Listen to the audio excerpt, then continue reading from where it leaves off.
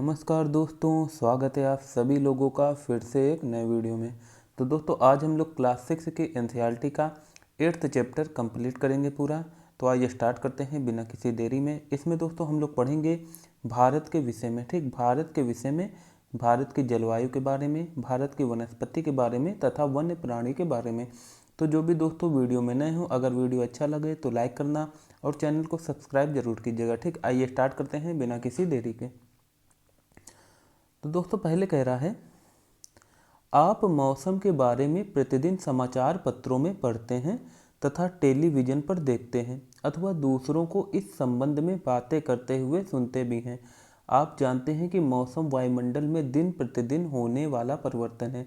तो देखिए आपको एक चीज़ यहीं से पता चल गई है ना कि मौसम किसे कहते हैं। तो दोस्तों याद रखना, मौसम जो है वो वायुमंडल में दिन प्रतिदिन होने वाला परिवर्तन है, या हम ये कह सकते हैं कि जो मौसम है वायुमंडल में लघु लघु अवधि में जो होने वाला परिवर्तन होता है उसे ही हम लोग मौसम कहते हैं। इसमें तापमान, वर्षा तथा सूर्य का विकिरण इत्यादि शामिल है, ठीक। तापमान दोस्तों जो कि बहुत मतलब कि एक मेजर फैक्टर है, या जिसे हम लोग मेन कारक कह सकते हैं, मुख्य कारक कह सकते हैं मौसम या जलवायु, है ना। किसी स्थान के अगर मौसम बदलना हो या जलवायु में कुछ भी चेंजेस आने हैं तो ये जो तापमान दोस्तों फैक्टर है ये बहुत ज़्यादा उपयोगी होता है। फिर नेक्स्ट है वर्षा तथा सूर्य का विकिरण इत्यादि शामिल है। उदाहरण के लिए मौसम कभी गर्म या कभी ठंडा होता है, बिल्कुल सत्य बात है दोस्तों। जैसे कि हमें सर्दी के सीजन में, ये मौसम है ठीक, सर्दी के सीजन में ठंड का अनुभव होता है, लेकिन जबकि अगर बात आ जाए गर्मी की तो हमें दोस्तों गर्मी का अनुभव होता है, ठीक। कभी कभी आसमान में बादल छा जाते हैं तो कभी वर्षा होती है, ठीक। आपने ध्यान दिया होगा कि जब बहुत दिनों तक मौसम गर्म रहता है तब आपको ऊनी वस्त्रों की आवश्यकता नहीं पड़ती है। बिल्कुल दोस्तों, ऊनी वस्त्र पहनेंगे तो आप काफ़ी ज़्यादा अंदर से झुलसा हुआ महसूस करेंगे, ऐसे लगेगा कि आप अंदर से तप रहे हैं। लेकिन दोस्तों यही ऊनी वस्त्र जब ठंड का मौसम आता है तो आपको दोस्तों ठंड से बचाती है, ठीक। क्या बचाती है? ठंड से बचाती है। हालांकि इसमें कुछ साइंटिफिक फैक्टर कार्य करते हैं जिसको हम लोग आगे विस्तार से समझेंगे। आप खाने पीने में ठंडे पदार्थों को पसंद करते हैं, ये भी एकदम करेक्ट बात है कि खाने पीने में कब पसंद करोगे ठंडे पदार्थ? जब मौसम गर्म होगा, ठीक। लेकिन सर्दी के मौसम में आपको चाय ज़्यादा अच्छी लगेगी, धूप अच्छी लगेगी, ठीक। और सेम गर्मी के मौसम में दोस्तों आपको छाया ज़्यादा अच्छी लगेगी। आप धूप से निकल के छाई में जाना चाहेंगे, एसी में जाना चाहेंगे, ठीक। तो इसके विपरीत ऐसे दिन होते हैं जब आपको ऊनी वस्त्रों के बिना ठंड लगती है। बिल्कुल करेक्ट बात है। अब आगे चलते हैं, क्या कह रहा है। ठंडी और तेज हवाएं चलती हैं, इन दिनों में आप गर्म चीज़ें खाना पसंद करते हैं। सामान्यतः भारत में प्रमुख मौसम कौन कौन से होते हैं? तो दोस्तों याद रखिए, दिसंबर से जो फरवरी तक, ठीक, दिसंबर से फरवरी तक का जो मौसम होता है उससे हम लोग ठंडा मौसम क्या अनुभव करते हैं? हम लोग ठंडा फील करते हैं। तो इसीलिए दोस्तों इस मौसम को हम लोगों ने शीत ऋतु कह दिया है, या विंटर सीजन कह दिया है, या सर्दी का मौसम कह दिया है। फिर दोस्तों जो मार्च से मई का मौसम होता है इसमें हम लोग गर्मी का अनुभव करते हैं, ठीक, गर्मी फील करते हैं। इसीलिए दोस्तों इसको गर्मी का मौसम या समर सीजन कह दिया गया है। जून से सितंबर तक दोस्तों दक्षिण पश्चिम मानसून से, देखिए एक चीज़ यहाँ पर यह भी पता चली कि भारत में किससे, ठीक, जो भारत में अधिकतम जो वर्षा है वो किस मानसून से होती है? तो दोस्तों याद रखना, दक्षिण पश्चिम मानसून से होती है। मतलब कि ये अपना इंडिया है दोस्तों, यहाँ पर अरब सागर है, अरेबियन सी है, यहाँ पर दोस्तों बे ऑफ बंगाल है, ठीक, नीचे हिंद महासागर है। तो दोस्तों अगर बात की जाए दक्षिण पश्चिम की तो ये हो गया दक्षिण, ठीक, और ये हो गया पश्चिम, यहाँ से मानसून आता है दोस्तों। और सबसे पहले देखिए आप सभी को पता है यहाँ पर क्या है, यहाँ पर है दोस्तों हमारा पश्चिमी घाट। क्या है? पश्चिमी घाट, ठीक। और इधर पर दोस्तों एक राज्य है केरल। तो सिंपल सी बात है, जब ये मानसून यहाँ पर आएगा तो सबसे पहले पश्चिमी घाट से टकराएगा, ठीक। एक तो सबसे पहले एंटर कहाँ करेगा? केरल में। फिर दोस्तों केरल में पश्चिम घाट है, क्या है? पश्चिमी घाट है, यहाँ पर टकरा के दोस्तों मानसून उस पार नहीं जा पाता, और जो सारी की सारी बारिश है वो कहाँ पर करा देता है? केरल में करा देता है, केरल के तट पे करा देता है। तो सिंपल सी दोस्तों बात है, अब यहाँ पर सबसे ज़्यादा बारिश होगी। और हमने क्या पढ़ा है दोस्तों? हमने पढ़ा हुआ है ना, जब हम लोग क्लास 7 की एनसीईआरटी पढ़ेंगे, जब उसमें हम लोग प्राकृतिक वनस्पति के बारे में पढ़ेंगे तो हम लोग देखेंगे जब उसमें भी हम लोग उष्णकटिबंधीय सदाबहार वन के बारे में पढ़ेंगे तो उसमें दोस्तों दो चीज़ें कही गई हैं कि ये जो उष्णकटिबंधीय सदाबहार वन है इसमें दो फैक्टर काफ़ी काम करते हैं। एक तो तापमान काफ़ी होना चाहिए और दूसरा पर्याप्त बारिश होनी चाहिए। तो दोस्तों आपको पता होगा हम लोग जो अपना भारत है इसका मुख्य भूमि का जो हिस्सा है वो 8 डिग्री 4 मिनट से 37 डिग्री 6 मिनट, मतलब कि जो अक्षांशीय विस्तार है वो कितना है 8 डिग्री 4 मिनट से कितना है 37 डिग्री 6 मिनट। तो सिंपल सी बात है, हमने एक चीज़ और पढ़ा है, ये जैसे कि ये अपनी पृथ्वी है, ठीक, ये अपनी पृथ्वी है, ये 0 डिग्री रेखा है और 0 डिग्री रेखा है ना 0 डिग्री से 10 डिग्री ऊपर और 10 डिग्री नीचे, ठीक, मतलब 10 डिग्री उत्तर और 10 डिग्री नीचे अगर हम लोग चले तो ये जितना भी क्षेत्र है दोस्तों ये काफ़ी, यहाँ पर सूर्य का प्रकाश काफ़ी पड़ता है। तो सिंपल सी बात है, केरल भी 8 डिग्री के आस ही पास है ना, 8 से 10 डिग्री के बीच में है। तो दोस्तों केरल में काफ़ी एक तो तापमान पड़ता है और जो दूसरा एक रीजन कौन सा कार्य करता है फैक्टर कि अभी अभी हमने बात की, यहाँ पर है पश्चिमी घाट और दक्षिण पश्चिम जब मानसून आता है दोस्तों ये केरल के तट पर पश्चिमी घाट से टकराकर खूब ज़्यादा बारिश करता है। इसीलिए दोस्तों यहाँ पर सदाबहार वन पाए जाते हैं या जिसे हम लोग कहेंगे उष्णकटिबंधीय सदाबहार वन पाए जाते हैं। ठीक, याद रखना आप लोग। देखिए इससे आपको काफ़ी चीज़ें समझ में आई होंगी कि आखिर अगर ये क्वेश्चन आ जाए मेंस में लिखने को आ जाए कि आखिर जो है केरल के तट पर या केरल में सदाबहार वन क्यों पाए जाते हैं। ठीक, हालांकि जो भारत में जो ज़्यादातर वन है वो उष्णकटिबंधीय पर्णपाती वन पाए जाते हैं या जिसे हम लोग पतझड़ वन कहते हैं, लेकिन दोस्तों केरल वाले रीजन में उष्णकटिबंधीय सदाबहार वन भी पाए जाते हैं जो कि काफ़ी घने वन माने जाते हैं। ठीक, तो इतनी चीज़ें आपको क्लियर हो चुकी हैं, है ना। तो अब हम लोग फिर से अपने टॉपिक पर आते हैं। जून से सितंबर तक दक्षिण पश्चिम मानसून का मौसम है ना, ये बारिश होती है। अच्छा याद रखना, जून से सितंबर वाला जो महीना होता है इसमें दक्षिण पश्चिम मानसून से बारिश होती है, इसलिए हम लोग इसे वर्षा का मौसम कहते हैं या बारिश का मौसम कहते हैं। अक्टूबर और नवंबर में मानसून के लौटने का समय होता है, ये भी बिल्कुल सत्य बात है। अच्छा दोस्तों, जो अक्टूबर और नवंबर वाला महीना है यहाँ पर आंध्र प्रदेश तथा तमिलनाडु के तट पर बारिश होती है। तो अगर क्वेश्चन आ जाए कि अक्टूबर और नवंबर में कहाँ पर बारिश होती है तो दोस्तों याद रखिएगा, अक्टूबर और नवंबर में अगर पूछ दे कि लौटते हुए मानसून से कहाँ बारिश होती है तो दोस्तों याद रखिएगा वो होती है बारिश आंध्र प्रदेश तथा तमिलनाडु के तट पर। अच्छा देखिए दोस्तों, एक क्वेश्चन और बन जाएगा, आपने उत्तर भारत में भी कभी कभी ये अनुभव किया होगा। अनुभव क्या मतलब, हर साल ऐसा होता ही है। ठीक, एक बारिश मतलब कि ठंड के मौसम में दिसंबर से जनवरी के बीच में दोस्तों बारिश होती है। ठीक, दिसंबर से जनवरी के बीच में बारिश होती है जो कि गेहूं की फसल के लिए काफ़ी लाभदायक होती है। तो दोस्तों ये किससे होती है तो दोस्तों याद रखना ये होती है पश्चिमी विक्षोभ से। किससे होती है दोस्तों, पश्चिमी विक्षोभ से, या इसी को हम लोग कह देते हैं वेस्टर्न डिस्टर्बेंस। वेस्टर्न डिस्टर्बेंस क्यों कहते हैं, क्योंकि दोस्तों ये भारत की जो आम मौसम है इसको डिस्टर्ब करता है या इसमें हस्तक्षेप करता है। तो आई थिंक चीज़ें अच्छे से क्लियर हो रही होंगी, है ना। मतलब कि हम एनसीईआरटी ही नहीं पढ़ रहे हैं, एनसीईआरटी के साथ साथ और भी जो इम्पोर्टेंट फैक्ट बन सकते हैं या चीज़ें समझने लायक बन सकती हैं वो भी हम लोग साथ में कवर करते हुए चल रहे हैं। ठीक, तो दोस्तों जिसको भी अच्छा लग रहा हो वो चैनल को लाइक ज़रूर कीजिएगा, सब्सक्राइब करना, जिससे हमारे दोस्तों रीच बढ़े। जब रीच बढ़ेगी तो हम और अच्छे रिसोर्सेज से आपके लिए काफ़ी अच्छा प्रयास कर पाएंगे। तो आइए आगे चलते हैं। तो दोस्तों इतना आप लोग समझ गए, अक्टूबर और नवंबर में दोस्तों किससे लौटते हुए मानसून से तमिलनाडु तथा आंध्र प्रदेश के तट पर बारिश होती है। अच्छा क्यों होती है, क्योंकि आपके दिमाग में अब ये आएगा जब सारा का सारा जो पानी है ख़त्म हो जाना चाहिए, है ना, ख़त्म हो जाना चाहिए। अगर मानसून लौट रहा है ना, अगर हवा अपना रुख बदल रही है तो उसमें अब नमी नहीं रह जानी चाहिए, क्योंकि जो बारिश जितनी होनी होती है वो तो हो चुकी होती है। ठीक, लेकिन दोस्तों याद रखना जैसे ये अपना भारत है, ठीक, अब जब यहाँ से मानसून लौटता है, ठीक, तो इसमें माना ठीक है, पक्की बात है कि इसमें जो है नमी उतनी नहीं होनी चाहिए जिस हिसाब से बारिश हो जाती है तमिलनाडु में। लेकिन दोस्तों याद रखिएगा ये जब हवा है, जब हवा का रुख बदलता है, जब हवा दोस्तों इस साइड चलती है तो यहाँ पर आप सभी को पता है बे ऑफ बंगाल, यहाँ से दोस्तों मानसून जो है वो पानी है ना, काफ़ी जो मतलब कि जो वायु है या जो पवन है काफ़ी मात्रा में नमी धारण कर लेती है। तो इससे पर्याप्त बारिश करने के लिए नमी मिल जाती है, किसको, वायु को, ठीक, पवन को मिल जाती है। फिर दोस्तों यहीं पर बारिश कर देते हैं, जो कि हम लोग क्लास 9th की एनसीईआरटी में काफ़ी अच्छे से समझेंगे। अब आगे कह रहा है ठंडे मौसम में सूर्य की सीधे किरणें नहीं पड़ती हैं जिसके परिणाम स्वरूप उत्तर भारत का तापमान कम हो जाता है। तो दोस्तों ये भी हम लोग अच्छे से पढ़ चुके हैं ग्लोब अक्षांश एवं देशांतर वाले चैप्टर में, लेकिन फिर से हम लोग थोड़ा सा क्विक रिवीजन कर लेते हैं। तो देखिए दोस्तों, कह रहा है ठंड के मौसम में सूर्य की सीधे किरणें नहीं पड़ती हैं।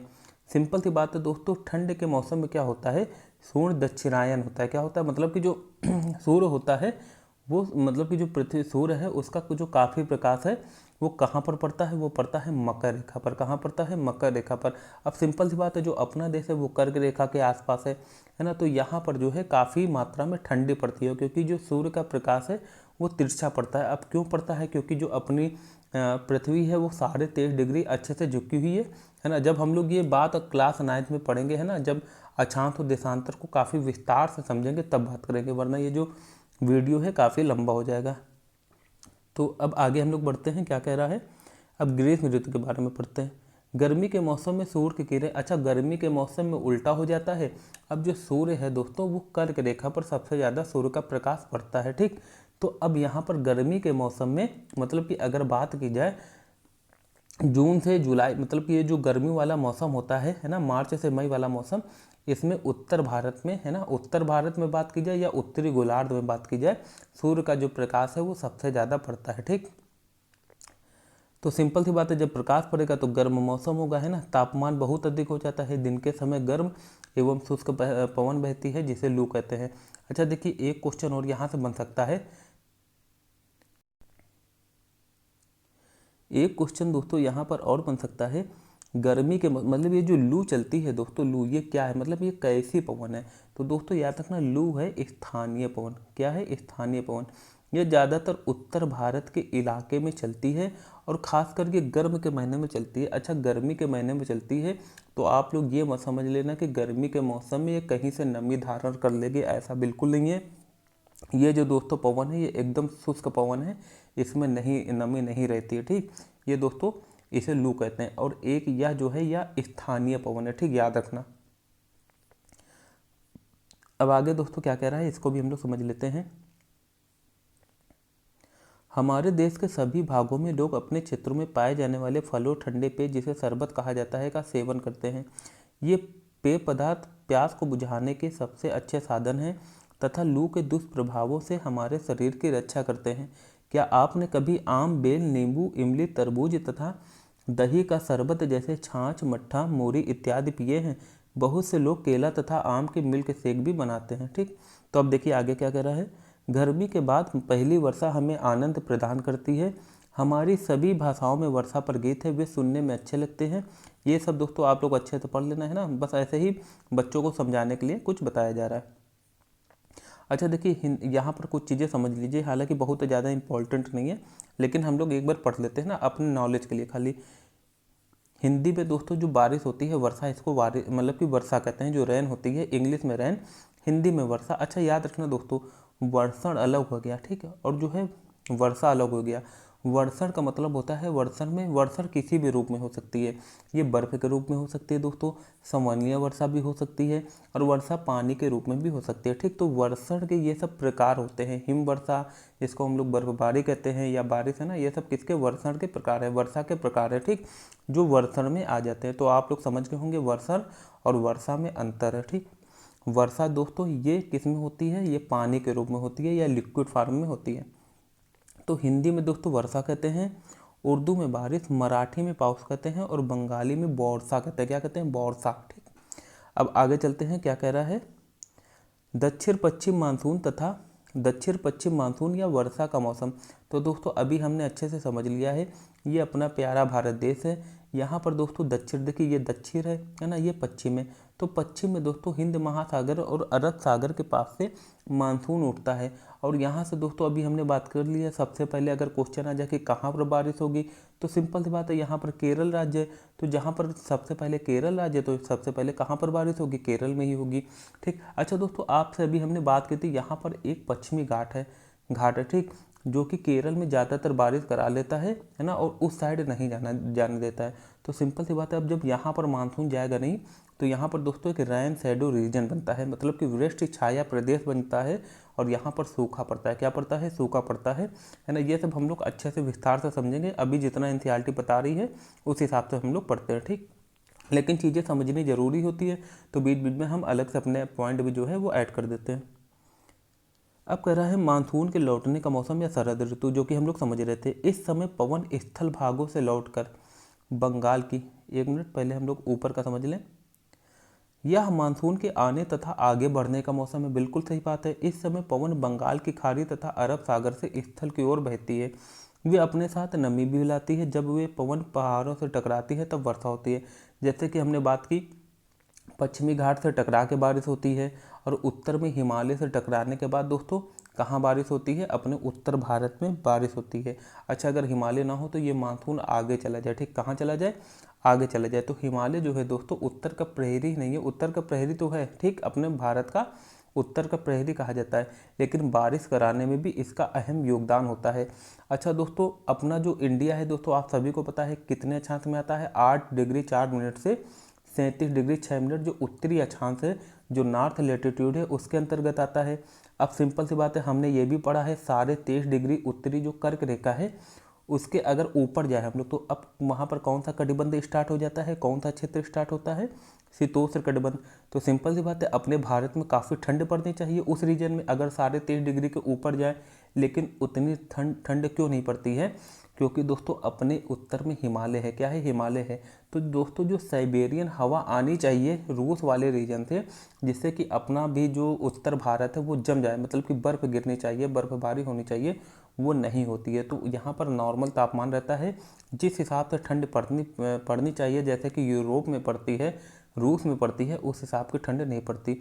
तो दोस्तों जो अपना भारत है वो काफ़ी अच्छा, काफ़ी अद्भुत देश है ना, जहाँ पर आपको काफ़ी कुछ देखने को मिल जाएगा। यहाँ पर दोस्तों क्या है? यहाँ पर आपको हिमालय देखने को मिल जाएगा, मतलब कि पर्वत, ठीक। आपको अगर पहाड़ी क्षेत्रों का मज़ा लेना है तो वो भी मिलेगा। आपको पठारी क्षेत्रों में जाना है, जलप्रपात का मज़ा लेना है, वाटरफॉल का, झरने का मज़ा लेना है, तो आप हुंड्रू जलप्रपात जा सकते हैं। कहाँ पर है? सुवर्णरेखा नदी के ऊपर है। ये सब आपको अच्छे से सब क्वेश्चन आ जाते हैं, ठीक। फिलहाल हम लोग अभी आगे चलते हैं, जितना ज़रूरी है उतना पढ़ते हैं एनसीईआरटी के हिसाब से। पढ़ना तो अभी इंटर तक है काफ़ी अच्छे से। मानसून के लौटने का मौसम या शरद ऋतु।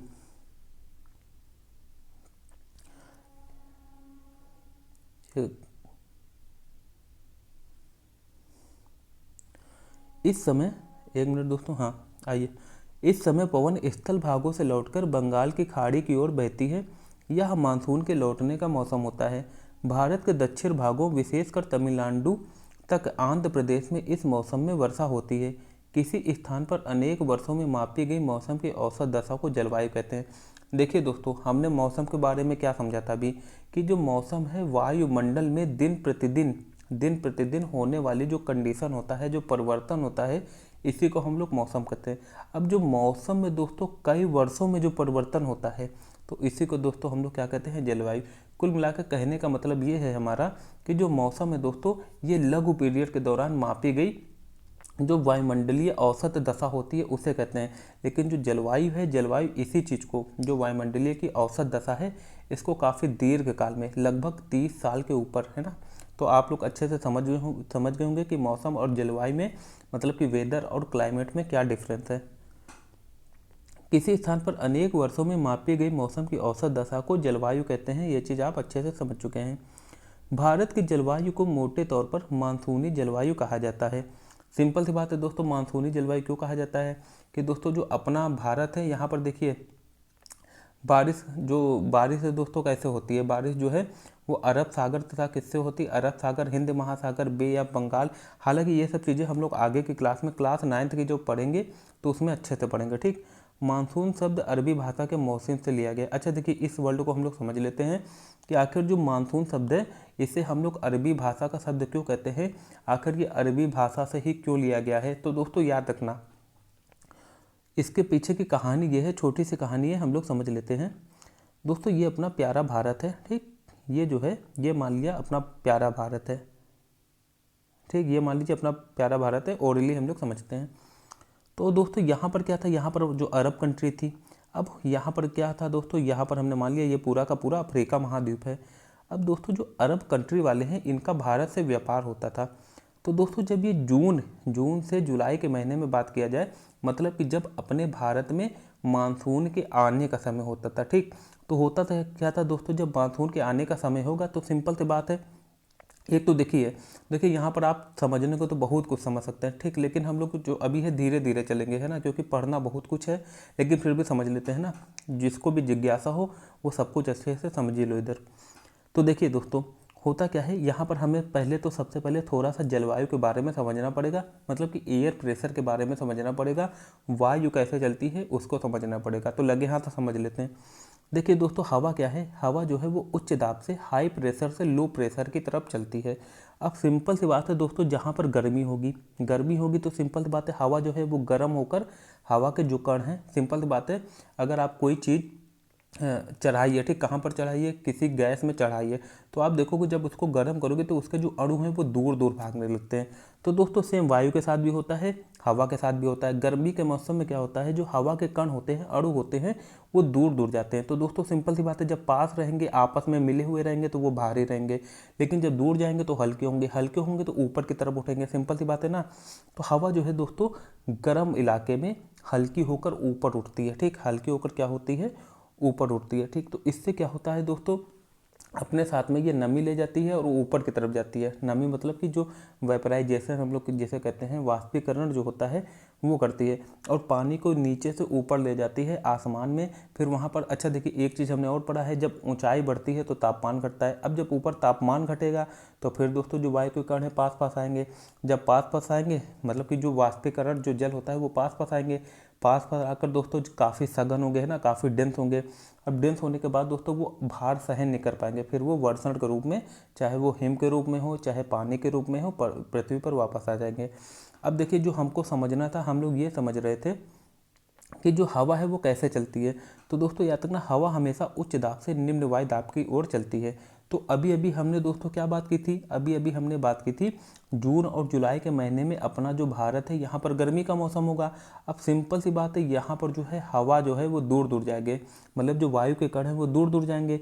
तो सिंपल सी बात है, दूर दूर जाएंगे, है ना, तो यहाँ पर निम्न वायु दाब बनेगा। कैसा बनेगा, निम्न वायु दाब, मतलब कि दाब कम हो जाएगा। जब यहाँ पर दोस्तों निम्न वायु दाब पड़ेगा तो दोस्तों यहाँ पर क्या होगा, सागर क्या है, अरब सागर है। अरब सागर है, ठीक, आपको पता है अरेबियन सी है। अब आपको एक चीज़ और पता होना चाहिए, जो कोई भी चट्टानी वाला भाग होता है वो जल्दी गर्म होता है, और उसकी अपेक्षा जो पानी होता है वो धीरे धीरे गर्म होता है। तो जब गर्मी का मौसम आएगा तो ये जो चट्टानी भाग है ये जल्दी गर्म हो जाएगा, लेकिन दोस्तों ये जो है सागर का भाग है ये धीरे धीरे गर्म होगा। अब सिंपल सी बात है, ये जब धीरे धीरे गर्म होगा तो यहाँ की अपेक्षा यहाँ पर कम दाब होगा, मतलब अब यहाँ पर वायु दाब उच्च होगा, यहाँ पर निम्न होगा। क्यों, क्योंकि यहाँ का तापमान बहुत ज़्यादा होगा, यहाँ पर ज़्यादा कण दूर जाएंगे, ज़्यादा हल्के होंगे, है ना, तो यहाँ पर ज़्यादा निम्न वायु दाब बनेगा और यहाँ पर कम लो प्रेशर बनेगा। और हम सभी को पता है, अभी अभी हमने बात की, ये चीज़ याद रखना, ये क्वेश्चन बन भी सकता है, हवा हमेशा उच्च दाब से, मतलब कि यहाँ पर उच्च दाब है, उच्च दाब से निम्न वायु दाब की ओर चलती है।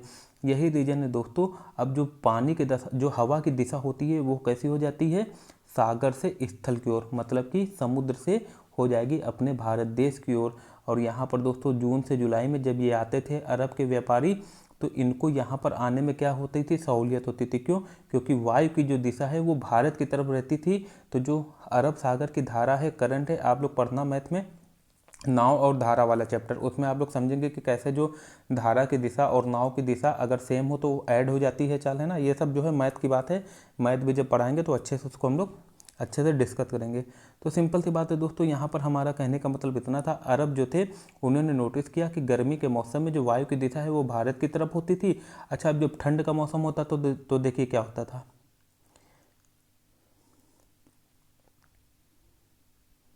अब दोस्तों देखिए ठंड के मौसम में क्या होगा, जब ठंड के मौसम में, अब देखिए यहाँ पर जो अभी हमने क्या बात की, जो पानी है वो धीरे धीरे गर्म होगा। और सिंपल सी बात है, अगर धीरे धीरे गर्म हो रहा है तो धीरे धीरे ठंडा भी होना चाहिए, है ना, सिंपल सी बात है ना। तो दोस्तों यहाँ का जो पानी है अब धीरे धीरे, जब ठंड का मौसम आएगा, अब ये पानी धीरे धीरे क्या होगा, ठंडा होगा, ठीक। अब लेकिन जो स्थल वाला भाग है, अगर गर्म जल्दी होता है तो हम सभी को पता है ठंडा भी बहुत जल्दी हो जाता है। अब पानी तो उतनी जल्दी ठंडा होगा नहीं, क्योंकि अब ये गर्म होने में इसने टाइम लिया है, अब ठंडा होने में लेगा। अच्छा अब देखिए होगा क्या, अब अपने भारत में, इंडिया में दोस्तों एकदम से ठंड जब आएगी तो जो चट्टान होगी, जो थल वाला भाग होगा, जो अपना इंडिया होगा, वो ठंडा हो जाएगा। मतलब जो चट्टानें होंगी ठंडे हो जाएंगी। ठीक, अब यहाँ पर जो पानी है, अब यहाँ की अपेक्षा यहाँ का पानी कम ठंडा होगा, मतलब गर्म ही रहेगा, क्योंकि पानी धीमे धीमे ठंडा हो रहा है। तो अब दोस्तों हवा यहाँ से यहाँ की तरफ चलेंगे। क्यों? क्योंकि हमें पता है यहाँ का तापमान यहाँ की अपेक्षा गर्म होगा, यहाँ का तापमान सागर की अपेक्षा गर्म होगा, तो यहाँ पर मतलब कि ठंडा होगा, तो यहाँ पर उच्च दाब बनेगा और यहाँ पर निम्न दाब। तो सिंपल सी बात है, कहने का तात्पर्य इतना है कि अब जो हवा है स्थल से समुद्र की ओर इस तरफ चलेंगी। ठीक, इस तरफ चलेंगी। तो इसीलिए दोस्तों जो अरबी व्यापारी थे, जब इन्हें भारत में आना होता था तब वो गर्मी के मौसम में आते थे, और जब यहाँ से भारत से जाना होता था व्यापार करके तो सर्दी के मौसम में आते थे। इन्होंने नोटिस किया, ऑब्जर्व किया इन लोगों ने कि जो भारत की जलवायु है यह मानसूनी है। तो इन्हों लोगों ने, मतलब कि इन्हीं ने, जो अरबी लोग थे, इन्हीं ने भारत की जो जलवायु है ना, उसको मानसूनी जलवायु नाम दिया, या जो मानसून शब्द है ये इन्होंने ही यूज किया, अरबी ने। ठीक, जो कि अभी हम लोग यूज कर रहे हैं। तो अगर क्वेश्चन आ जाए कि जो मौसम शब्द है ये किस भाषा का शब्द है, अरबी भाषा का, तो देखिए हमने अभी आपसे क्या कहा है, जब भी हमने एनसीईआरटी पढ़ाई है हमने आपसे अच्छे से कहा है, बार बार कहा है, जो एनसीईआरटी है दोस्तों अपने आप में समेरी है। अगर आप इसको सीधे पढ़ोगे ना तो पढ़ के निकल जाओगे, समझ में नहीं आएगा और इंटरेस्ट नहीं बनेगा। अगर आपको इंटरेस्ट बनाना है, यूपीएससी पीसीएस जैसे एग्जाम देना है, समझ कर देना है, क्योंकि उसमें जो है दोस्तों फैक्ट नहीं पूछते हैं, उसमें क्वेश्चन को घुमा के पूछेंगे। ठीक, जब तक आप लोग समझे नहीं होंगे अच्छे से तब तक आप वहाँ पर नहीं अटेम्प्ट कर पाओगे। काफ़ी टफ यही बना देता है कि आप लोग समझ के नहीं पढ़ते हो। जब समझ के पढ़ोगे तो चीज़ें काफ़ी इजी हो जाएंगी। अच्छा, अब देखिए आगे क्या कह रहा है ना, काफ़ी लंबा हो जाएगा वरना अगर ज़्यादा हम लोग डिस्कस करेंगे इसके बारे में। भारत की जलवायु को मोटे तौर पर मानसूनी जलवायु कहा जाता है। मानसून शब्द अरबी भाषा के मौसम से लिया गया है, जिसका अर्थ होता है मौसम। भारत की स्थिति उष्णकटिबंध में होने के कारण अधिकतर वर्षा मानसूनी पवन से होती है। भारत में कृषि वर्षा पर निर्भर है। अच्छे मानसून का मतलब है पर्याप्त वर्षा तथा प्रचुर मात्रा में फसलों का उत्पादन। ठीक, तो ये चीज़ अब अच्छे से क्लियर हो चुकी है। जब अच्छा मानसून होगा दोस्तों, पर्याप्त बारिश होगी, जब पर्याप्त बारिश होगी तो फसलों का उत्पादन सिंपल सी बात है अच्छा होगा। ये तो चीज़ बताने वाली है नहीं, है ना। अब कुछ चीज़ें हैं आप लोग याद रखना, जैसे कि जो भारत की स्थिति है वो उष्णकटिबंध में है। अच्छा, ये सब जो चीज़ें हैं हमने ग्लोब अक्षांश एवं देशांतर वाला जो चैप्टर पढ़ा था उसमें अच्छे से क्लियर कर चुके हैं, है ना। तो अब याद रखना। अच्छा, इतना समझ लीजिए सिंपल था कि ये अपनी पृथ्वी है। ठीक, ये क्या है दोस्तों, ये है अपनी पृथ्वी। एक मिनट, ये दोस्तों अपनी पृथ्वी है। ठीक, याद रखना ये जो है बीच में 0 डिग्री रेखा है, फिर 23.5 डिग्री ऊपर से नीचे, मतलब कि ये कर्क रेखा ट्रॉपिक ऑफ कैंसर, और नीचे है मकर रेखा जिसको इंग्लिश में कहते हैं ट्रॉपिक ऑफ कैप्रिकॉर्न। ये वाला जो क्षेत्र वो उष्णकटिबंधीय क्षेत्र आता है। ठीक, कैसा आता है दोस्तों, उष्णकटिबंधीय क्षेत्र आता है, जिसको हम लोग ट्रॉपिकल रीजन भी कहते हैं। ठीक, अच्छा, ये जो 23.5 डिग्री ऊपर, यहाँ 23.5 डिग्री से 66.5 डिग्री ऊपर, और इधर 23.5 डिग्री से 66.5 डिग्री नीचे, ये दोस्तों आ जाता है टेम्परेट जोन, या इसे हम लोग कहते हैं शीतोष्ण कटिबंध। ठीक, तो यहाँ जो अपना देश है भारत, वो अपना, एक मिनट बस, जो अपना देश है दोस्तों भारत, ठीक,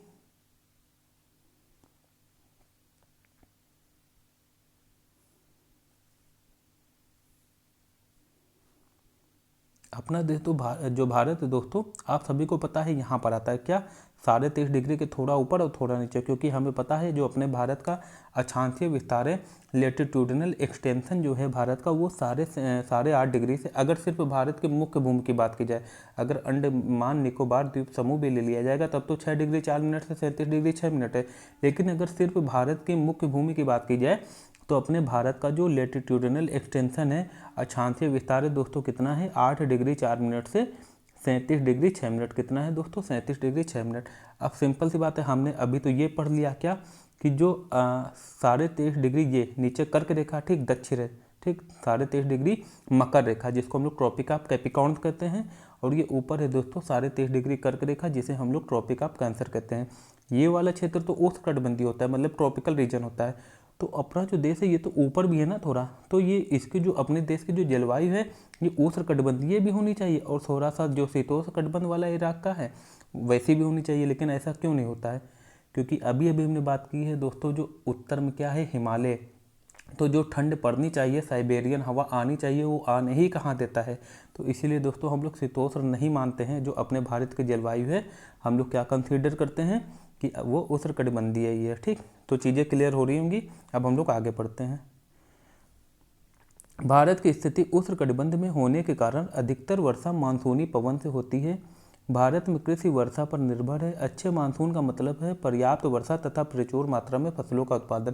तो ये सब दोस्तों छोटी सी चीज़ें हैं, है ना, आप लोग अच्छे से समझ में होंगे। बाकी जो देखिए यहाँ पर जो लिखा है गर्मी का मौसम लंबा होगा, छोटा होगा, है ना, ये सब हम लोग विस्तार से बाद में जब क्लास 9th में अच्छे से ग्लोब अक्षांश एवं देशांतर की बात करेंगे तो उसमें ये भी समझेंगे कि आखिर गर्मी में दिन लंबे क्यों होते हैं, रातें छोटी क्यों होती हैं। सब दोस्तों जो पृथ्वी झुकी है 23.5 डिग्री अपने अक्ष से, सब उसी के कारण होता है, जो कि अभी हम लोग आगे बात करेंगे क्लास 9th के जब एनसीईआरटी पढ़ेंगे। ठीक, अब आगे कह रहा है दोस्तों, किसी स्थान की जलवायु उसकी स्थिति, ऊंचाई, समुद्र से दूरी तथा उच्चावच पर निर्भर करती है।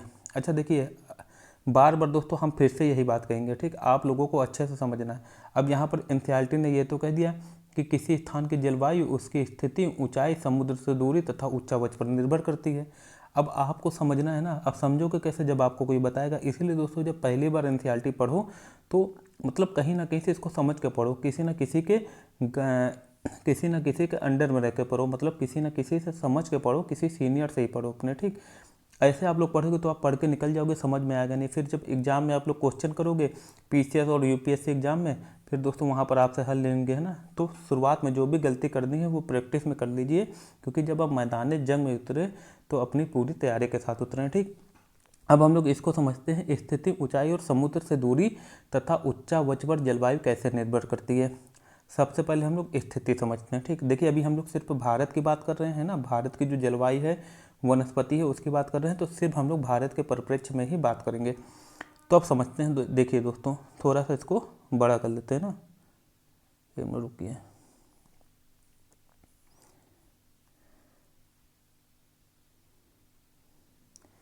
ये अपना दोस्तों प्यारा भारत देश है। ठीक, याद रखना। स्थिति, देखिए स्थिति का मतलब है अक्षांश से। किससे है? अक्षांश से।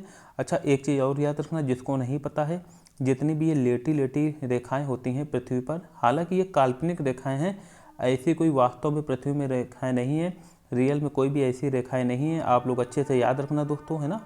ये सिर्फ दोस्तों रेखाएं मनुष्यों ने, मतलब कि मानव ने अपनी सुविधा के लिए, या इन पर एक अंतर्राष्ट्रीय सहमति है ना। क्यों है ये सब हम अक्षांश एवं देशांतर वाले चैप्टर पर ऑलरेडी क्लियर कर चुके हैं। अगर इसमें क्लियर करने बैठेंगे तो काफ़ी जो है लंबा वीडियो हो जाएगा। ठीक, बाकी और भी विस्तार में इसको पढ़ना है, लेकिन वो हम लोग क्लास 9th के एनसीईआरटी में अच्छे से पढ़ेंगे। तो ये आप लोग समझ गए कि आखिर में ये जो रेखाएं हैं, अक्षांश रेखाएं, ये कैसी होती है। देखिए इंग्लिश में तो अच्छे से आप समझ जाओगे। ये जो लेटीट्यूड लाइन है, कौन सी है? लेटीट्यूड, लेटी लेटी है ना, और नाम भी लेटीट्यूड, तो ये तो आप समझ जाओगे। लेकिन हिंदी में भी याद रखना, इन्हें अक्षांश रेखा कहते हैं। क्या कहते हैं? अक्षांश रेखा। और इसके विपरीत दोस्तों जो लंबी लंबी होती हैं ना, जो कि हॉरिजॉन्टल होती हैं, इसे हम लोग क्या कहते हैं दोस्तों? इसे हम लोग कहते हैं देशांतर रेखा, या इंग्लिश में लॉन्गिट्यूडिनल लाइन कहते हैं, है ना। आगे कहीं ना कहीं, मतलब कहीं कहीं इसे जो है वृत्त भी कह दिया जाता है। क्यों वृत्त कहा जाता है दोस्तों? आप सभी को पता है। अब ये जो रेखा है पूरी पृथ्वी पर है ना, पृथ्वी गोल है तो पीछे तक है पृथ्वी में, है ना। तो चाहे वृत्त कहो चाहे लाइन कहो, वैसे कहना तो वृत्त चाहिए। ठीक, लेकिन हम लोग ज़्यादातर जो मैप है वो मानचित्र में पढ़ते हैं, इसलिए हम लोग लाइन जो है वर्ल्ड कंसीडर करते हैं। तो इतनी चीज़ें आपको समझ में आ गई है। अब हम लोग समझ लेते हैं जो स्थिति की बात कर रहा है उससे क्या मतलब था। ये देखिए दोस्तों 0 डिग्री अक्षांश रेखा है। ठीक, 0 डिग्री अक्षांश रेखा है। ये 23.5 डिग्री कर्क रेखा, ये 23.5 डिग्री मकर रेखा। ठीक, ट्रॉपिक ऑफ कैंसर है ऊपर और नीचे है ट्रॉपिक ऑफ कैप्रिकॉर्न। ठीक, ये उत्तरी है 23.5 डिग्री, ये दक्षिणी है, क्योंकि आपको पता है ये उत्तरी गोलार्ध है और ये दक्षिणी गोलार्ध है, मतलब कि ये नदर्न हेमिस्फीयर है और ये सदर्न हेमिस्फीयर है। ठीक, तो ये चीज़ क्लियर हो चुकी। अब आगे देखिए, आप सभी को पता है ये वाला जो हिस्सा है वो ट्रॉपिकल रीजन में आता है, मतलब कि उष्णकटिबंधीय। और जो ये वाला पूरा का पूरा रीजन है नीचे भी दोस्तों, है ना, मतलब कि कर्क रेखा से आर्कटिक वृत्त और इधर मकर रेखा से अंटार्कटिक वृत्त तक ये आता है शीतोष्ण कटिबंध में या टेम्परेट जोन में। यहाँ पर जो है काफ़ी ठंड पड़ती है। तो आप सभी को पता है दोस्तों, स्थिति से मतलब बस इतना ही था। अपना जो इंडिया है वो यहाँ पर कहीं पर है। कहाँ पर है दोस्तों? थोड़ा सा 1 मिनट, खिचड़ी ज़्यादा पक जाएगी वरना। अपना जो इंडिया है दोस्तों यहाँ पर है, कहाँ पर, यहाँ पर। तो ये देखिए थोड़ा सा यहाँ पर आ गया उष्णकटिबंधीय वाला रीजन और थोड़ा सा आ गया शीतोष्णकटिबंधीय वाला रीजन, है ना। तो याद रखना दोस्तों, अपना जो भारत है, अगर केरल या तमिलनाडु साइड आप लोग चले जाओ तो वहाँ पर बहुत ज़्यादा ठंड नहीं मिलेगी। वो आ जाता है दोस्तों किसमें, उष्णकटिबंधीय वाले इलाके में, जहाँ पर सूर्य का जो प्रकाश है वो वर्ष भर अच्छी खासी मात्रा में पड़ता रहता है। तो यहाँ पर जो है तापमान जो है ज़्यादा पड़ने की वजह से गर्मी जो है, बहुत ज़्यादा ठंड नहीं पड़ती है। एक तो दोस्तों ये तटीय इलाके हैं, समुद्र के पास होने के कारण। अभी हम लोग पढ़ेंगे समुद्र से दूरी, है ना। देखिए 3 चीज़ें थी उसमें, स्थिति थी, है ना, स्थिति थी, 1 मिनट, एक तो थी दोस्तों स्थिति, ठीक, एक थी स्थिति, दूसरी थी दोस्तों ऊंचाई, है ना, और फिर समुद्र से दूरी और उच्चावच, है ना। ये सब हम लोग अभी अच्छे से समझने वाले हैं। तो ये तो हो गया दोस्तों स्थिति, है ना, कि क्यों गर्म है और ऊपर क्यों ठंडा है, ये सब तो स्थिति के ऊपर हो गया। अब देखिए आगे क्या कह रहे हैं वो भी हम लोग अच्छे से समझ लेते हैं। फिर दोस्तों कह रहा हूँ ऊंचाई, सिंपल सी बात है, ये तो आप सभी को पता होगा। ऊंचाई बढ़ने पर क्या होता है, तापमान घटता है। ऊंचाई बढ़ने पर तापमान घटता है। तो जो दोस्तों हिमालय वाले रीजन में, जैसे कि हिमाचल प्रदेश में, उत्तराखंड में, उनको दोस्तों काफ़ी ठंड का अनुभव करना पड़ता है। जो मैदानी क्षेत्र में है उतनी ठंड का अनुभव नहीं करना पड़ता है। और जो दोस्तों समुद्र के पास है उन्हें तो एकदम ही नहीं करना पड़ता है। क्यों, समुद्र से दूरी। ये देखिए एक तो फैक्टर हमने ये समझ लिया, स्थिति, इसमें सिर्फ स्थिति का मतलब था अक्षांश से। ऊंचाई हमने समझ ली, ऊंचाई का मतलब है कि अगर बात की जाए पहाड़ी इलाके में, जो भी पहाड़ी इलाके में अभी अभी हमने पढ़ा है, ऊंचाई बढ़ने पर तापमान घटता है। तो जो भी दोस्तों पर्वत के क्षेत्र में होंगे, पहाड़ी इलाकों में होंगे, वो सिंपल सी बात है वहाँ पर ठंड होगी। तो एक तो ये ऊंचाई वाला फैक्टर हो गया। दूसरा दोस्तों ये जो समुद्र से दूरी वाला फैक्टर है, ये देखिए ऐसे याद रखना। अभी हमने बात की जो समुद्र है वो धीरे धीरे ठंडा होता है और धीरे धीरे गर्म होता है, लेकिन जो महाद्वीप होता, मतलब जो बीच का हिस्सा होता है ना, जिसे हम लोग महाद्वीपीयता भी कहते हैं। जैसे दिल्ली वाला भाग है वो जो बीच में है, दिल्ली अपना यूपी हो गया, लखनऊ, कानपुर, ये सब बीचों बीच में। तो यहाँ पर दोस्तों गर्मी में काफ़ी अधिक गर्मी पड़ती है, ठीक, क्योंकि इस पर समुद्र का प्रभाव ज़्यादा नहीं पड़ता, क्योंकि बीचों बीच में, समुद्र से काफ़ी दूर है। और ठंड में काफ़ी ज़्यादा ठंडी पड़ती है। लेकिन आप लोग मुंबई या कोलकाता वाले रीजन में चले जाए, तमिलनाडु, मुंबई, गोवा चले जाए, तो ये देखिए समुद्र के पास है ना। तो आप सभी को पता है जो समुद्र है वो धीरे धीरे ठंडा होता है, धीरे धीरे गर्म होता है। तो इसका जो असर है वो पड़ जाता है तटीय इलाकों में, है ना। तो यहाँ पर दोस्तों जब हल्का हल्का गर्म होगा और हल्का हल्का धीमा होगा, कुल मिला के कहने का तात्पर्य ये है, जब ये धीरे धीरे गर्म हो रहा होता है ना, धीरे धीरे गर्म हो रहा होता है, तो अब आ जाता है एकदम से ठंड का मौसम। मतलब जब इसको बहुत गर्म होना पड़ता है तब तक ठंड का मौसम आ जाता है। अब ये ठंडा होना स्टार्ट करता है। तो कुल मिला के ना ज़्यादा गर्म हो पाता है, ना ज़्यादा ठंड हो पाता है। यहाँ पर दोस्तों क्या होता है, गर्मी में ना बहुत ज़्यादा गर्मी पड़ती है और ठंड में बहुत ज़्यादा नहीं ठंडी पड़ती है। कुल मिला के जो तापांतर होता है वो बहुत अधिक नहीं होता। तापांतर का मतलब क्या है, ये भी हम लोग लगे हाथ समझ लेते हैं। जैसे अभी हमने दिल्ली की बात की, दिल्ली में ठंडी में जो है तापमान मान लीजिए कि 4 डिग्री सेल्सियस चला जाता है ना, और गर्मी में यही 48 डिग्री सेल्सियस चला जाता है। अब 48 से आप लोग 4 को माइनस कर दो तो कितना आ जाएगा, 44 डिग्री सेल्सियस। ये हो गया तापांतर। लेकिन दोस्तों अगर बात की जाए तटीय इलाके की या कोस्टल जो रीजन है उनकी बात की जाए, है ना, तो यहाँ का तापमान जो गर्मी में रहेगा मान लीजिए 25 डिग्री सेल्सियस, और सर्दी में मान लीजिए रहेगा ज़्यादा ज़्यादा 20 डिग्री सेल्सियस। तो 25 से आप लोग 20 घटाओ, कितना बचेगा, 5 डिग्री सेल्सियस, है ना। तो यहाँ पर देखिए तापांतर कितना है, 5 डिग्री सेल्सियस। और हमने जो दिल्ली वाली बात की थी वहाँ कम से कम कितना आ गया, 44 डिग्री सेल्सियस। तो इसी को कहते हैं तापांतर। देखिए हर एक चीज़ यहाँ पर हम लोग अच्छे से क्लियर कर रहे हैं, ठीक। तो जो भी चैनल में नए हो वो चैनल को सब्सक्राइब करना। अगर वीडियो अच्छा लगा हो तो ज़रूर लाइक करना, ठीक। ना अच्छा लगा हो तो कोई बात नहीं। लेकिन दोस्तों ये आपकी स्टडी को आसान बनाने में काफ़ी ज़्यादा अहम रोल अदा करेगा, है ना। आप लोग धीरे धीरे थोड़ा अच्छे से रिसोर्सेज आ जाओ, है ना, फिर आपकी स्टडी जो है इसको आसान बनाने में हम और भी अथक प्रयास करेंगे। तो इतनी जो चीज़ें हैं वो क्लियर हो चुकी हैं। अब हम लोग आगे समझते हैं क्या कह रहा है। देखिए स्थिति ऊंचाई और समुद्र से दूरी हमने समझ ली है, ठीक। अब बात करेंगे उच्चावच। उच्चावच का क्या मतलब है, सिंपल सी बात है दोस्तों, अभी अभी हमने थोड़ी देर पहले बात की है। ये जो वेस्टर्न घाट है, कौन सा, जो वेस्टर्न घाट है, जो पश्चिमी घाट है, ये काफ़ी ऊंचा है।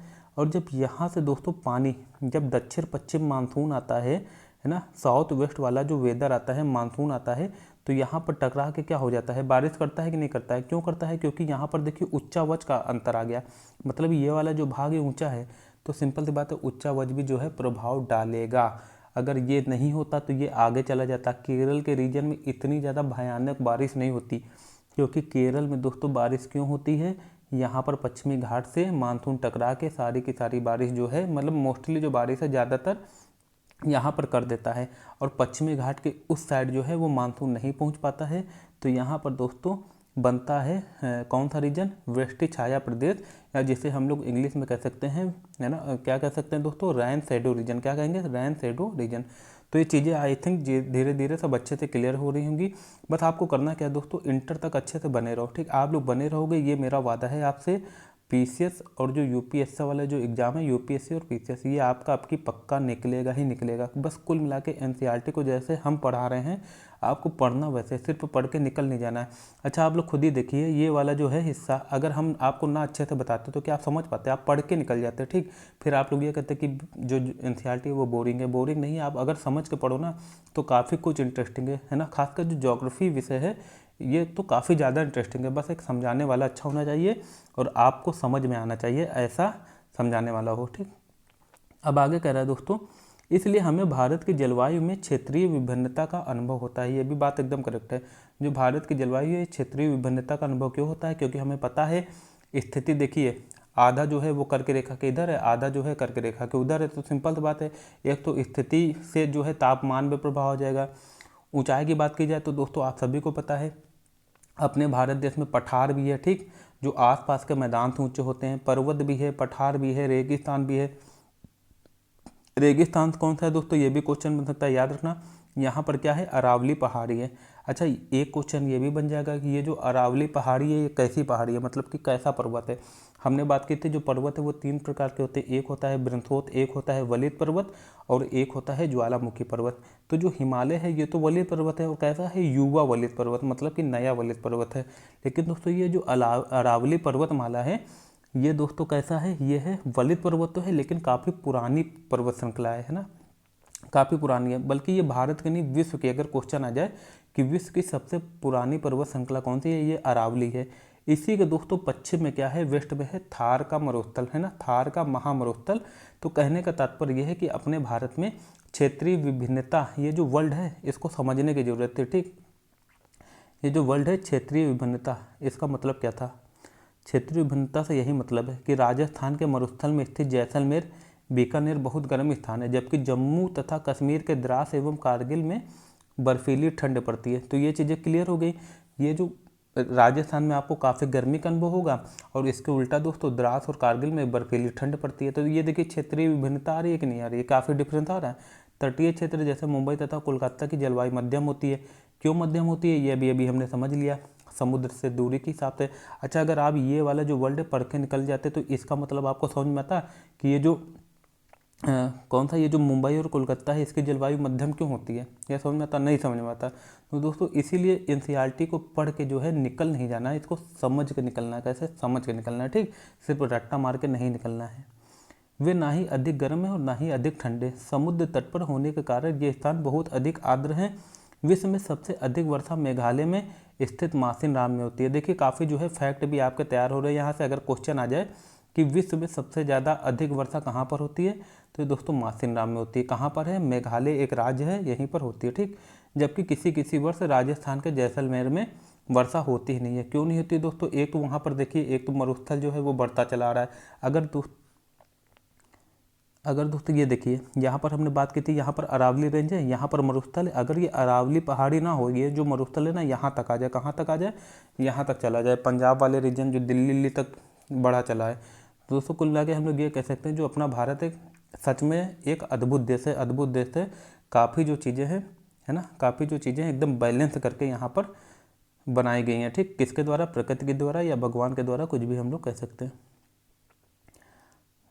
अब आगे क्या कह रहा है दोस्तों, समुद्र तट पर होने के कारण ये स्थान बहुत अधिक आर्द्र है। आर्द्र क्यों है दोस्तों, क्योंकि यहाँ पर समुद्र से जो हवा चलती है, सिंपल सी बात है, उनमें नमी बहुत होती है। अब जब हवा में नमी बहुत होगी तो आपको बहुत उमस जैसा महसूस होगा, है ना। तो आप लोग कभी भी जाइए, मुंबई या गोवा जाइए, तो आपको काफ़ी उमस भरी वहाँ पर गर्मी महसूस होगी, ठीक।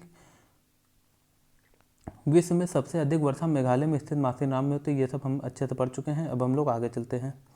हम अपने चारों तरफ विभिन्न प्रकार का पादप। अच्छा, अब हम पढ़ेंगे प्राकृतिक वनस्पति के बारे में। जलवायु पढ़ चुके, अब वनस्पति के बारे में पढ़ेंगे, जो वेजिटेशन है इसके बारे में पढ़ेंगे। हम अपने चारों तरफ विभिन्न प्रकार का पादप जीवन देखते हैं। हरे घास वाले मैदान में खेलना कितना अच्छा लगता है। कुछ पौधे छोटे होते हैं जिन्हें झाड़ी कहा जाता है, जैसे कैक्टस तथा फूलों वाले पौधे इत्यादि। इसके अतिरिक्त बहुत से लंबे वृक्ष होते हैं, उनमें से कुछ में बहुत शाखाएं तथा पत्तियां होती हैं, जैसे नीम, आम, तथा कुछ वृक्ष ऐसे होते हैं जिनमें पत्तियों की मात्रा बहुत कम होती है, जैसे नारियल। घास, झाड़ियाँ तथा पौधे जो बिना मनुष्य की सहायता के उपजते हैं उन्हें प्राकृतिक वनस्पति कहा जाता है। मतलब कि जो बिना मनुष्य की सहायता के उपजे वो प्राकृतिक वनस्पति कहलाती हैं। क्या आप कभी यह नहीं सोचते कि ये एक दूसरे से किस प्रकार भिन्न हैं? अलग अलग जलवायु में अलग अलग प्रकार की वनस्पतियाँ पाई जाती हैं। इनमें वर्षा की मात्रा सबसे महत्वपूर्ण होती है। जलवायु की विभिन्नता के कारण भारत में अलग अलग तरह की वनस्पतियाँ पाई जाती हैं। भारत की वनस्पतियों को 5 प्रकारों में विभाजित किया जा सकता है: उष्णकटिबंधीय सदाबहार वन, उष्णकटिबंधीय पतझड़ वन, वन कटीली झाड़ियाँ और पर्वतीय वनस्पति तथा मैंग्रोव वन। ठीक है, देखिए पहले हम लोग अच्छे से पढ़ लेते हैं, फिर इसके बारे में अच्छे से समझेंगे भी। तो देखिए पहले बात कर रहा उष्णकटिबंधीय वर्षा वन। इन्हें दोस्तों क्या कहा जाता है? सदाबहार वन भी कहा जाता है।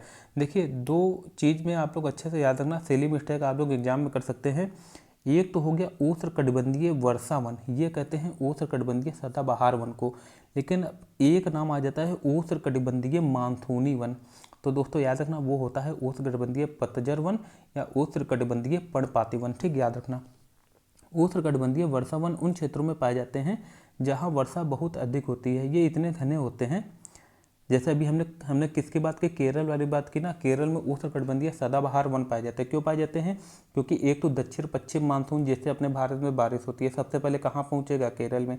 केरल में पहुँचने के बाद वहाँ पर है वेस्टर्न घाट, पश्चिमी घाट है। पश्चिमी घाट से टकराकर दोस्तों काफ़ी मात्रा में वहाँ बारिश होती है। तो एक तो दोस्तों वो 8 डिग्री 4 मिनट वाले रीजन में है, मतलब कि कहाँ पर है? अपना जो उष्णकटिबंधीय क्षेत्र है पूरी तरीके से वहाँ पर एक तो तापमान बहुत, ऊपर से बारिश बहुत। तो सिंपल बात है, यही दो कंडीशन ही तो चाहिए उष्णकटिबंधीय वर्षा वन को पनपने के लिए या उगने के लिए या वहाँ पर अच्छे से विकसित होने के लिए। उष्णकटिबंधीय एक मिनट रुकिए जरा। उष्णकटिबंधीय वर्षा वन उन क्षेत्रों में पाए जाते हैं जहाँ वर्षा बहुत अधिक होती है। यह इतने घने होते हैं कि सूर्य का प्रकाश जमीन तक नहीं पहुँच पाता। दोस्तों इतने ज़्यादा घने होते हैं, इतने घने होते हैं कि सूर्य का प्रकाश भी कहाँ पर नहीं पहुँच पाता? ज़मीन में नहीं पहुँच पाता है। जैसे कि आप लोग बात कीजिए, जब हम लोग वहाँ पर देखते नहीं है कि जो भूमध्य सागरीय जितनी भी वनस्पति है दोस्तों काफ़ी ज़्यादा घनी होती है। क्या होती है? काफ़ी ज़्यादा घनी होती है। क्यों होती है? क्योंकि वहाँ पर वर्ष भर दोस्तों एक तो पानी गिरता है, तापमान बहुत ज़्यादा पड़ता है, इसलिए दोस्तों वहाँ पर काफ़ी मात्रा में पेड़ जो हैं वो उगते हैं और बल्कि काफ़ी ऊंचाई तक होते हैं। अच्छा, ये सब हम लोग क्लास 7 के जब एनसीईआरटी पढ़ेंगे उसमें अच्छे से डिस्कस करेंगे ना, वरना वीडियो काफ़ी लंबा बन रहा है, 47 मिनट का ऑलरेडी हो चुका है। वृक्षों की अनेक प्रजातियां इन वनों में पाई जाती हैं। ये वन वर्ष के अलग अलग समय में अपनी पत्तियां गिराते हैं। फलता वे हमेशा हरे भरे दिखाई देते हैं और उन्हें सदाबहार वन कहा जाता है। देखिए दोस्तों, सदाबहार का मतलब आप लोग ये मत समझ लेना कि वो मतलब कि पूरे साल हरे भरे रहते, तो इसका मतलब ये नहीं कि उनमें पत्तियां नहीं गिर रही। और पतझड़ वन में हम लोग क्या पढ़ते हैं कि एक निश्चित समय में, मतलब एक स्पेसिफिक टाइम में जितने भी पेड़ हैं, पतझड़ की बात की जाए तो वो एक साथ अपनी पत्तियां गिराते हैं। आप लोगों ने अपने देखा होगा आसपास के पेड़ पौधों को, वो एक सीजन में है ना, एक सीजन ऐसा आता है जिसमें एक साथ सबकी पत्तियां झड़ जाती हैं। अच्छा, होता क्यों है दोस्तों? क्योंकि वो मौसम शुष्क होता है, तो पानी की कमी से बचने के लिए सब अपनी पत्तियां झाड़ देते हैं। झाड़ते दोस्तों उष्णकटिबंधीय जो सदाबहार वन है, वर्षा वन जिसे हम लोग कह रहे हैं, वो भी झाड़ते हैं, लेकिन ये एक साथ नहीं झाड़ते हैं ना, तो इसलिए हमें ये वर्ष भर हरे भरे दिखाई देते हैं। बाकी झाड़ेंगे जरूर दोस्तों, ये तो एक नेचुरल प्रोसेस है ना, जैसे कि मानव का है बाल काटना, नाखून काटना, वैसे पत्तियों का भी है ना, पेड़ पौधों का भी है। अंडमान निकोबार द्वीप समूह उत्तर पूर्वी राज्यों के कुछ भागों तथा पश्चिमी घाट की संकरी पट्टी में पाए जाने वाले प्रमुख वृक्ष महोगनी, एबोनी तथा रोजवुड है। तो देखिए दोस्तों, ये क्वेश्चन आ सकता है, याद रखना, महोगनी, एबोनी तथा जो रोजवुड है वो कैसे वृक्ष हैं? तो दोस्तों याद रखना, वो उष्णकटिबंधीय सदाबहार वन के वृक्ष हैं। ठीक, तो ये चीज़ें आई थिंक अच्छे से क्लियर हो चुकी है। बाकी हम लोग क्लास 7 में इसके बारे में अच्छे से डिस्कस करेंगे जब हम लोग इसको विश्व के संदर्भ में पढ़ रहे होंगे, ठीक, वर्ल्ड के संदर्भ में पढ़ रहे होंगे। तो वहाँ पर दोस्तों हम लोग घास के बारे में पढ़ेंगे कि उष्णकटिबंधीय घास स्थल, शीतोष्णकटिबंधीय घास स्थल, है ना, सब अच्छे से पढ़ेंगे। उष्णकटिबंधीय पतझड़ वन, देखिए अब ये जो पतझड़ वन है ना, ये अपने भारत में काफ़ी मात्रा में पाए जाते हैं। हमारे देश के बहुत बड़े भाग इस प्रकार के वन पाए जाते हैं। इन वनों को मानसूनी वन भी कहा जाता है। ये कम घने होते हैं और वर्ष के एक निश्चित समय में अपनी पत्तियां गिराते हैं, जो कि अभी हमने बात कर ली है ऑलरेडी। इन वनों में पाए जाने वाले महत्वपूर्ण पेड़ साल, सागौन, पीपल, नीम व शीशम है। तो ये सारे दोस्तों जितने भी पेड़ हैं, साल, सागौन, पीपल, नीम, है ना, ये सब आपको भारत में काफ़ी देखने को मिलते हैं अपने आसपास। ये मध्य प्रदेश, उत्तर प्रदेश, बिहार, झारखंड, छत्तीसगढ़, उड़ीसा तथा महाराष्ट्र के कुछ भागों में पाए जाते हैं, है ना। अब आगे चलते हैं। अब कटीली झाड़ियाँ की बात की जाए तो दोस्तों सिंपल सी बात है, कटीली झाड़ियाँ तो ये रेगिस्तान वाले एरिया में मिलेंगी। क्यों मिलेंगे ये भी हम लोग समझते हैं। इस प्रकार की वनस्पतियाँ देश के शुष्क भागों में पाई जाती हैं। पानी की क्षति को कम करने के लिए इनकी पत्तियों में बड़े बड़े कांटे होते हैं। इनके महत्वपूर्ण वृक्ष हैं कैक्टस, खैर, बबूल, कीकर इत्यादि। ये राजस्थान, पंजाब, हरियाणा, पश्चिमी घाट के पूर्वी ढालों तथा गुजरात में पाई जाती है। तो दोस्तों ये वाला जो एरिया है राजस्थान, पंजाब, हरियाणा और पश्चिमी घाट। अच्छा आप देखिए, एक यहाँ पर वर्ड आ गया है ना, आ गया, जिसकी अभी हमने बात की थी, आप लोग अच्छे से समझना। पश्चिमी घाट के पूर्वी ढालों पर आखिर यहाँ पर क्यों दोस्तों ये वन पाए जाते हैं, है ना, मतलब ये जो पेड़ हैं ये यहाँ पर क्यों पाए जाते हैं, कटीली झाड़ियाँ। तो अभी अभी हमने दोस्तों बात की थी, ये अपना प्यारा सा भारत देश है। अच्छा, इसे हम लोग प्रायद्वीपीय पठार कहते हैं। क्या कहते हैं, ये पूरा का पूरा क्या है दोस्तों, प्रायद्वीपीय पठार है, ठीक, याद रखना, आप समझिए। यहाँ पर ये अपना प्यारा भारत देश है। अभी हमने इसका जो प्रायद्वीपीय वाला भाग है वो बनाया, ठीक, ये अपना प्रायद्वीपीय भारत है। आप सभी को पता है यहाँ पर क्या है, ये पश्चिम वाला इलाका है और यहाँ पर दोस्तों एक घाट है, पश्चिमी घाट। अब ये सब हम लोग बाद में पढ़ेंगे दोस्तों कि जो पश्चिमी घाट है ना, इससे लगा हुआ जो पश्चिमी तटीय मैदान है, वेस्टर्न कोस्टल प्लेन है, ये कम चौड़ा क्यों है। और यहाँ पर दोस्तों ये जो एक यहाँ पर भी आपको पता है पूर्वी तट है, क्या है, पूर्वी घाट। और ये दोस्तों यहाँ का जो मैदान है, पूर्वी तटीय मैदान, ये ज़्यादा क्यों चौड़ा है पश्चिमी घाट की अपेक्षा, है ना, पश्चिमी तटीय मैदान की अपेक्षा। और एक चीज़ दोस्तों और भी बन सकती है, ये देखिए पूरा का पूरा सतत है ये वाला, और ये जो असतत क्यों है, ये ऐसा क्यों है, ये सब रीजन क्यों है। तो ये दोस्तों यूपीएससी के मेंस में क्वेश्चन बन सकता है, यहाँ तक कि पीसीएस मेंस दोनों में बनेगा।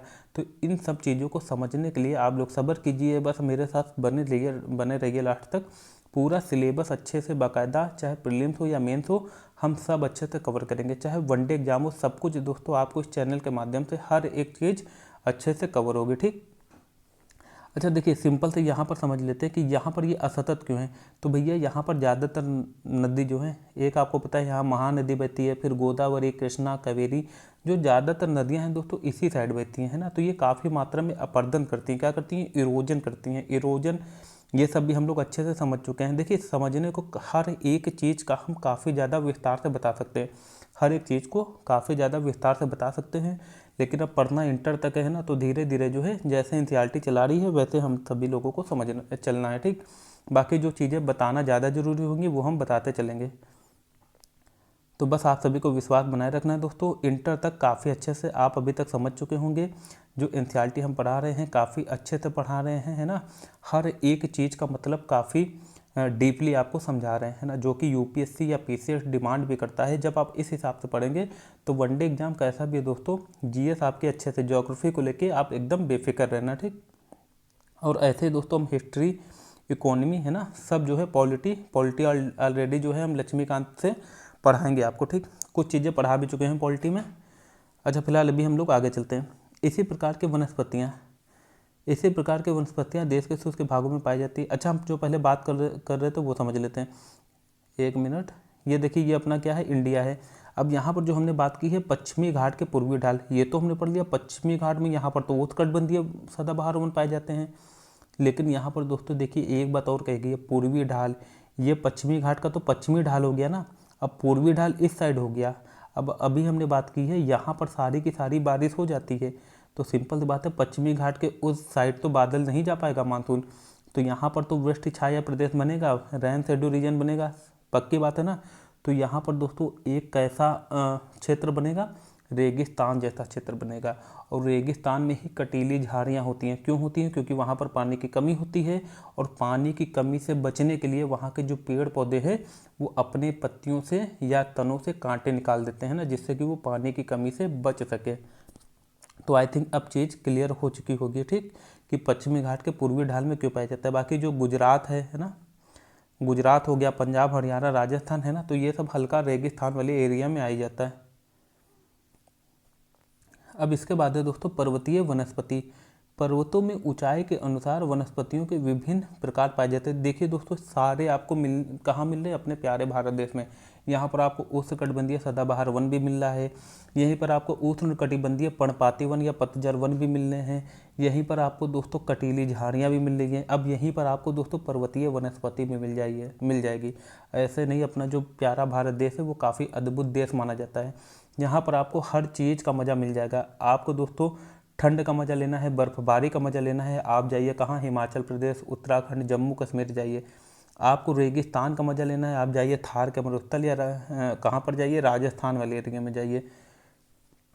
आपको उत्तर भारत का मज़ा लेना है, मैदान का मज़ा लेना है, आप लोग उत्तर भारत में रहिए, ठीक, यूपी, मध्य प्रदेश है ना, इस एरिया में जाइए। आपको दोस्तों समुद्र का मज़ा लेना है, तट का मज़ा लेना है, बीच का मज़ा लेना है, तो आप लोग गोवा में जाइए, मुंबई में जाइए, महाराष्ट्र में जाइए, तमिलनाडु में जाइए, ठीक, पश्चिम बंगाल में जाइए। वहाँ पर आपको समुद्र का मज़ा मिलेगा, मतलब कि बीच का मज़ा मिलेगा। और इसके बाद दोस्तों अगर आपको झरने का मज़ा लेना है, किसका? झरने का या वाटरफॉल का मज़ा लेना है, जलप्रपात का मज़ा लेना है, तो आप पठारी भाग में जाइए। मतलब कुल मिला के अपने भारत में रहकर आपको विश्व में और कहीं भी जाने की ज़रूरत नहीं है प्राकृतिक चीज़ों का मज़ा लेने के लिए, आनंद उठाने के लिए। तो चीज़ें यहाँ पर अच्छे से क्लियर हो चुकी होंगी अभी तक जो भी हमने बात की है। अब हम पढ़ेंगे पर्वतीय वनस्पति के बारे में। पर्वतों में ऊंचाई के अनुसार वनस्पति के विभिन्न प्रकार पाए जाते हैं। ऊंचाई बढ़ने के साथ तापमान में कमी आती जाती है। समुद्र तल से 1500 मीटर से 2500 मीटर की ऊंचाई के बीच पेड़ों का जो आकार है शंकुआकार होता है। ठीक, कैसा होता है दोस्तों? शंकुआकार होता है। ये पौधे शंकुधारी वृक्ष कहे जाते हैं। इन वनों के महत्वपूर्ण वृक्ष चीड़, पाइन, देवदार है। अच्छा, एक याद रखना, चीड़, पाइन, देवदार। अगर क्वेश्चन आ जाए कि ये किस प्रकार के वन है ना, तो ये शंकुधारी वृक्ष है। शंकु से मतलब क्या है? आपने जोकर की टोपी देखी होगी। अच्छा, जो मैथ पढ़ते हैं, मैथ तो सभी पढ़ते होंगे, शंकु जो है इस टाइप का होता है ना, तो देखिए दोस्तों इसी टाइप के पेड़ होते हैं, है ना, जो कि हमें यहाँ पर दिखाए गए हैं। ये देखिए दोस्तों, शंकु टाइप की इसकी आकृति बनी। अच्छा, अब ये समझना है कि आखिर शंकु के टाइप की आकृति यहाँ पर क्यों बनती है। तो सिंपल सी बात है दोस्तों, ये है ऊंचे पाए जाते हैं। कहाँ पाए जाते हैं? पर्वतीय भागों में। अब आप सभी को पता होना चाहिए कि पर्वत में ठंड के मौसम में काफ़ी ज़्यादा भीषण बर्फबारी होती है। अब आप लोग एक चीज़ बताइए, अब देखिए यहाँ पर बताया भी गया है, क्या बताया गया है? यहाँ पर समझाया गया है ना। आखिर एनसीईआरटी जो है कुछ चीज़ें जो समझाने वाली होती है वो बहुत आसान से समझा भी देती है। अगर ये जो पेड़ है ऐसे ना होकर ऐसे होता है, ये जो पत्तियाँ हैं ऐसे ऐसे होती है, ठीक। अब जब जाड़े का मौसम आता तो जो सारी की सारी बर्फ़ है इन पत्तियों के ऊपर पड़ी रहती, तो अब जो इनकी जो डाली हैं, पत्तियां हैं, काफ़ी मात्रा में टूट जाती, तो जो पेड़ है वो पूरी तरह से क्षतिग्रस्त हो चुका होता। अब लेकिन दोस्तों, अब इनका जो ये जो भाग है दोस्तों, कैसा, जब ये दोस्तों शंकुधारी बनेगा, कैसा बनेगा? शंकुधारी बनेगा, है ना। जब इस शेप में बनेगा तो जो बर्फ़ होगी ये ऐसे ऐसे फिसल जाएगी, है ना, इस तरफ से फिसल जाएगी पूरी तरीके से, है ना। तो जो पेड़ है वो अच्छे से सर्वाइव कर पाएंगे। कुल मिला के कहने का तात्पर्य ये है, ये जो पेड़ है इन्होंने, मतलब ये जो जितने भी पेड़ हैं शंकुधारी जो पेड़ हैं ये पर्वत में पाए जाते हैं। एक तो चीज़ याद रखना, जो काफ़ी ऊंचाई पर जाओगे तो वहाँ पर आपको पेड़ पौधे मिलेंगे नहीं, है ना। कुछ ऊंचाई में, है ना, कुछ ऊंचाई की बात करें जैसे कि 1500 मीटर से 2500 मीटर की ऊंचाई तक, है ना, बहुत ज़्यादा नहीं, 1500 मीटर से 2500 मीटर की ऊंचाई तक आपको जो है शंकुधारी जो वन है वो मिल जाएंगे, शंकुधारी पेड़ मिल जाएंगे। शंकुआकार इनका शेप क्यों होता है, जो कि अभी हमने बात कर ली कि जब बर्फबारी हो तो जो बर्फ़ है ये अच्छे से यहाँ पर गिर जाए, ठीक, और इन पेड़ों को, पत्तियों को, टहनियों को कोई नुकसान ना हो। तो अब चलते हैं आगे हम लोग, है ना। फिर है दोस्तों मैंग्रोव वन। ये याद रखना आप लोग, चीड़ और पाइन जो देवदार हैं ये शंकुआधारी वन के, शंकुधारी जो वन है ना, उसी के उदाहरण है, ठीक। और इसके पहले हमने क्या पढ़ा था, जो उष्णकटिबंधीय सदाबहार वन है उसमें कौन कौन था? तो रोजबूट है ना, रोजबूट हो गया, महोगनी हो गया, और जो आबनू से किसके उदाहरण है? ये दोस्तों उदाहरण है किसके? ये हैं उष्णकटिबंधीय सदाबहार वन के। अब है दोस्तों मैंग्रोव वन। ये वन खारे पानी में भी रह सकते हैं। ये मुख्यतः पश्चिम बंगाल के सुंदरबन तथा अंडमान एवं निकोबार के द्वीप समूह में पाए जाते हैं। सुंदरी इस प्रकार के वनों, अच्छा देखिए सुंदरबन एक डेल्टा है ना, उसका नाम सुंदरबन क्यों पड़ा? एक तो देखिए एक चीज़ ये याद रखना है, जो सुंदरबन डेल्टा है ये सिर्फ भारत का ही नहीं पूरे वर्ल्ड का, विश्व का सबसे बड़ा डेल्टा है। कहाँ पर है? पश्चिम बंगाल में, ठीक। और ये इंडिया और बांग्लादेश दोनों इसको शेयर करते हैं, मतलब कि दोनों में ही पाया जाता है। इसका नाम सुंदरबन डेल्टा क्यों पड़ा? क्योंकि दोस्तों इसके ये जो बात हो रही है सुंदरी, ये जो पादप है यहाँ पाया जाता है, इसी के नाम पर इसका नाम सुंदरबन डेल्टा पड़ा। और एक क्वेश्चन और बन सकता है कि जो बंगाल टाइगर है, जो कि अपने देश का राष्ट्रीय पशु है, ये मतलब कि कहाँ पाया जाता है राष्ट्रीय पशु? ये भी दोस्तों पश्चिम बंगाल वाले जो भाग है वहाँ पर पाया जाता है, ठीक। इसी प्रजाति के नाम पर क्षेत्र का नाम सुंदरबन पड़ा है ना, ये जो सुंदरी पादप था। अब आगे कह रहा है हमें वनों की आवश्यकता क्यों है? तो ये देखिए दोस्तों सिंपल सी बात है, सभी को पता होगी, बस हम लोग जल्दी से पढ़ लेते हैं इसको। वन हमारे लिए बहुत ही लाभदायक है, ये विभिन्न कार्य करते हैं। पेड़ पौधे ऑक्सीजन छोड़ते हैं, सिंपल सी बात है, पेड़ पौधे ऑक्सीजन छोड़ेंगे, हम लोग ग्रहण करेंगे। हम लोग दोस्तों कार्बन डाइऑक्साइड छोड़ेंगे, जिसको पौधे ग्रहण करेंगे। इसी प्रकार से दोस्तों जो पारितंत्र है वो काम करता है, ठीक। पेड़ पौधे की जड़ें, मिट्टी। अच्छा पारितंत्र का मतलब क्या होता है? देखिए हर एक वर्ड का मतलब हम आपको बता सकते हैं, लेकिन समय आने दीजिए, जब हम लोग आगे अच्छे से पढ़ेंगे तो हर एक चीज़ का अच्छे से मतलब समझेंगे। पारितंत्र का मतलब होता है दोस्तों जो हर जीव है वो अपने जीने के लिए एक दूसरे से कुछ क्रियाएं करता है ना, ऊर्जा का आदान प्रदान करता है। जैसे कि बात की जाए, हम लोग क्या करते हैं, पेड़ पौधे से फल खाते हैं, ठीक। जो जानवर होते हैं पेड़ पौधे से फल खाते हैं, तो उनको जो है पेड़ पौधे से ऊर्जा मिलती है। फिर दोस्तों जो जानवरों को कौन खाता है? मांसाहारी जानवर खाते हैं, है ना, तो उनसे जो ऊर्जा है वो उस पर ट्रांसफर होती है। तो ये सब दोस्तों इसको काफ़ी विस्तार से जानने के लिए हम लोग क्लास 9th में अच्छे से इसके बारे में डिस्कस करेंगे, ठीक। अब वनों से हमें ईंधन, लकड़ी तथा चारा, जड़ी बूटियाँ, लाख, शहद, गोंद इत्यादि प्राप्त होते हैं, है ना। ये सब चीज़ें हमने अच्छे से समझ ली है। वन जो है वो वन्य जीवों के प्राकृतिक निवास है। पेड़ों की अंधाधुंध कटाई के कारण भारी मात्रा में प्राकृतिक वनस्पतियाँ समाप्त हो गई हैं। हमें अधिक पौधे लगाने चाहिए, जो पेड़ बचे हैं उनकी रक्षा करनी चाहिए, एवं लोगों को पेड़ों के महत्व के बारे में बताना चाहिए। बिल्कुल दोस्तों बताना चाहिए। जो कॉन्फ्रेंस ऑफ पार्टीज है, COP है 26-27, इस पर दोस्तों जितने भी अंतर्राष्ट्रीय देश हैं इनके जो राष्ट्राध्यक्ष हैं काफ़ी टाइम से इस पर सम्मेलन कर रहे हैं, ठीक। क्योंकि दोस्तों ये जो जलवायु परिवर्तन हो रहा है, जो क्लाइमेट चेंज हो रहा है, ये बहुत बड़ी दोस्तों बहुत बड़ी आगे चल के दुविधा होगी, बहुत बड़ा दोस्तों पड़े भी ला सकती है। हालांकि ला भी रही है धीरे धीरे। आप लोग देखिए अंटार्कटिका जो महाद्वीप है, जो कि पूरा का पूरा दक्षिणी ध्रुव पर फैला हुआ है, वहाँ का 100 किलोमीटर का एक टुकड़ा जो था वो अंटार्कटिका महाद्वीप से अलग हो गया है। वहाँ पर जो दोस्तों जानवर पाए जाते हैं, चाहे उसको हम लोग पोलर बियर कहें, ध्रुवीय बालू हो गया, पेंगुइन हो गया, वो भी मरे पाए जा रहे हैं। ये सिर्फ और सिर्फ जो इंसान है इतना ज़्यादा दोस्तों लालची हो गया है, इतना ज़्यादा स्वार्थी हो गया है कि वो अपने थोड़े से आराम के लिए जलवायु के साथ खिलवाड़ कर रहा है। जो पृथ्वी की दोस्तों आम जलवायु है उसको बदलने की कोशिश कर रहा है, लेकिन वो ये भी नहीं सोच रहा कि जो जब प्रलय आती है, जब पृथ्वी जो प्रकृति अपना बदला लेती है, तब मानव की बिल्कुल भी नहीं चलती है ना। हालांकि अब जो है वो धीरे धीरे बदलाव आ रहे हैं, काफ़ी पार्टीज हो रही हैं, कॉन्फ्रेंस ऑफ पार्टीज चल रही है, इस पर जो है विस्तार से काम किया जा रहा है। अब आगे दोस्तों देखिए क्या कर रहा है, वन महोत्सव मनाकर अधिक से अधिक लोगों को इस प्रयास में शामिल कर सकते हैं। हालांकि कर सब सकते हैं, सारे प्रयास भी चल रहे हैं, लेकिन दोस्तों अगर जब वन फॉरेस्ट की बात की जाए, जितने भी वन रेंजर होते हैं ये मिले रहते हैं, वनों को कटवा देते हैं, पैसे ले लेते हैं, हर जगह तो भ्रष्टाचार फैला हुआ है ना। तो धीरे धीरे जो है हम आपको ही कदम उठाना पड़ेगा। तो देखिए दोस्तों जितने भी कोई भी अब यहाँ से जब भी सर्विस में जाए, कोई IAS बने, PCS बने या कुछ भी बने, वो अपने कर्तव्य के प्रति एकदम सजग रहे, ठीक। अपने कर्तव्य के प्रति सजग रहे, क्योंकि आपको पता है जो फंडामेंटल ड्यूटीज है, मूल कर्तव्य है, ये अपने संविधान में हम सभी को दिए गए हैं।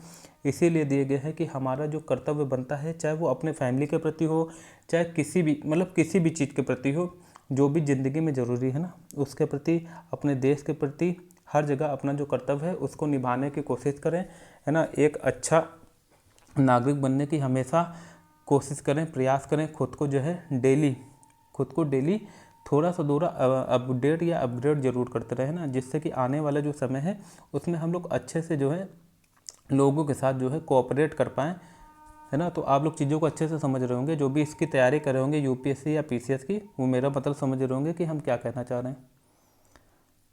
ये देखिए दोस्तों, यहाँ पर दिखाया जा रहा है पेड़ पौधे से दोस्तों ऑक्सीजन मिलती है, दवाइयाँ बनती हैं, आश्रय, चारा, ये सब दोस्तों देखिए पेड़ पौधे से हम लोगों को कितना ज़्यादा चीज़ें मिलती हैं। फल मिलते हैं, गोंद एवं लाख वन्य जीवों का प्राकृतिक निवास है, इमारती लकड़ी, रबड़, मतलब कुल मिला के पेड़ों के इर्द गिर्द पूरा का पूरा जो है वो जीवन जो है पनपता है। ठीक, जीवन जो है वो निवास करता है पेड़ों के इर्द गिर्द। फिर भी हम लोग पेड़ों का अंधाधुंध कटाई कर रहे हैं पेड़ों की, है ना, समझ नहीं रहे हैं।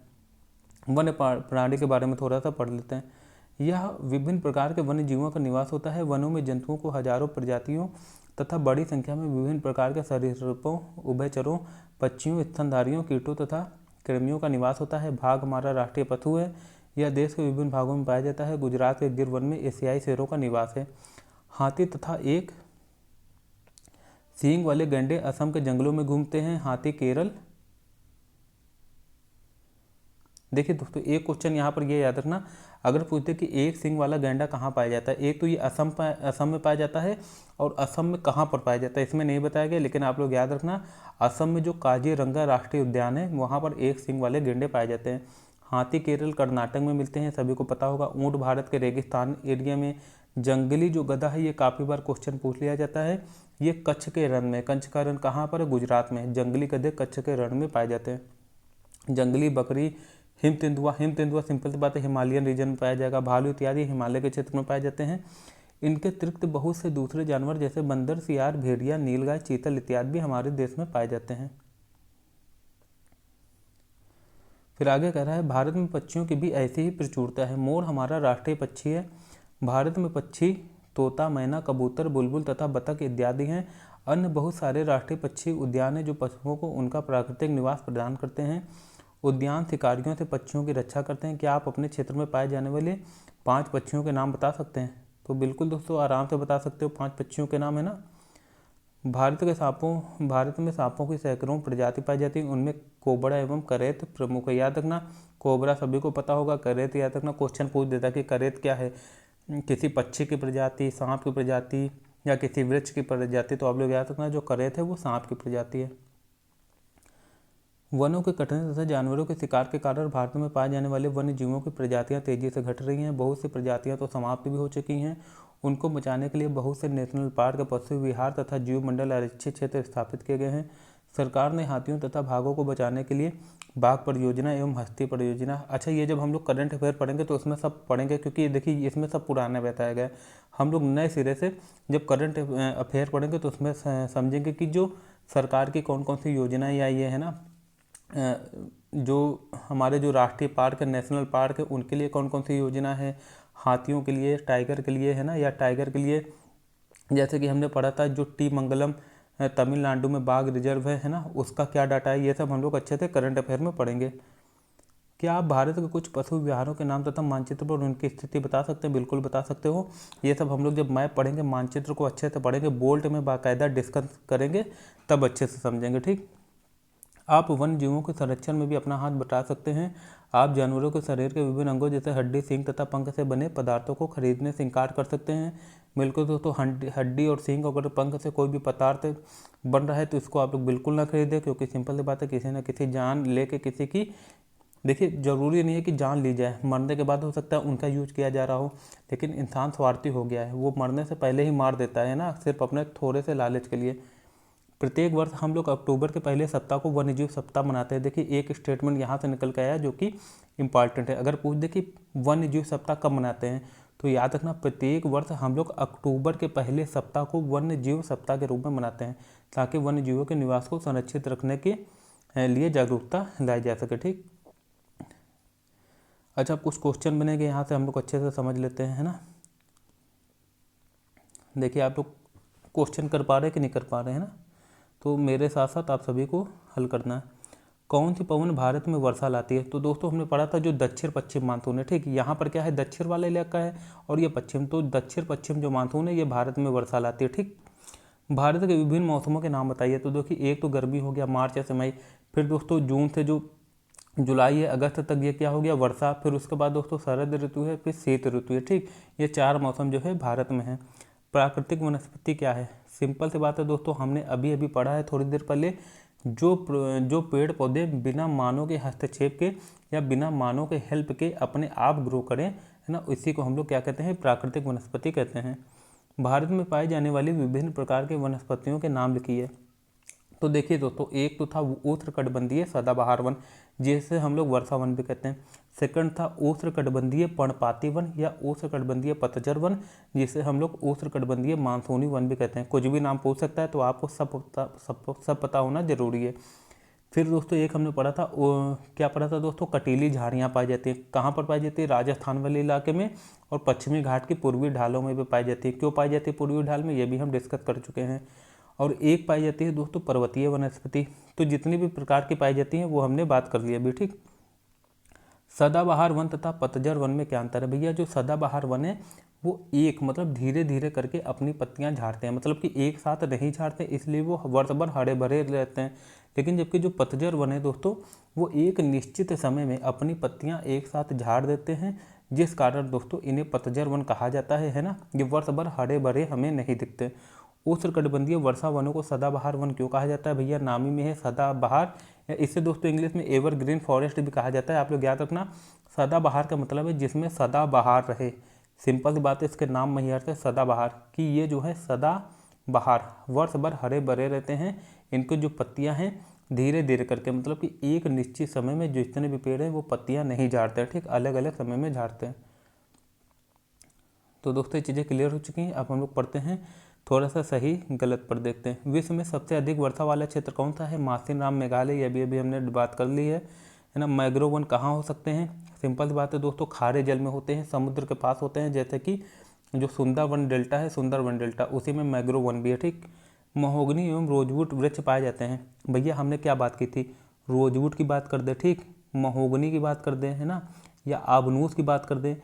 ये तीनों बहुत महत्वपूर्ण पेड़ की प्रजाति है। काफ़ी बार क्वेश्चन पूछा भी गया एग्जाम में, ये कैसे वृक्ष है? तो दोस्तों याद रखना, ये है उष्णकटिबंधीय सदाबहार वन।